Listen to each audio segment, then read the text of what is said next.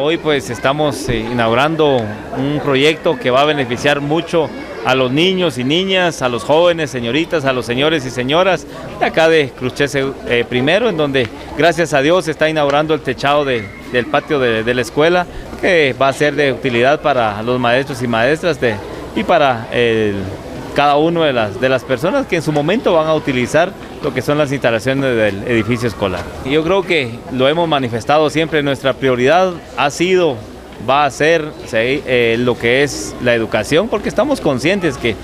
solo a través de la educación vamos a salir del subdesarrollo, solo a través de la educación vamos a poder sacar adelante a las actuales y futuras generaciones, y es por eso lo importante que es para nosotros que los establecimientos educativos estén en buenas condiciones y que tengan todos los, en este caso el techado, para que lo puedan utilizar para un sinnúmero de actividades. No únicamente lo van a utilizar los niños y niñas, los maestros y maestras, lo pueden utilizar también la comunidad en general en un sinnúmero de actividades a la hora de alguna fiesta familiar, a la hora de algún velorio, etcétera. Entonces yo creo que va a ser de mucha utilidad el proyecto que el día de hoy se está inaugurando. Y gracias a él, que nunca me hizo de menos, nunca me hizo de que ahí voy a ver, sino que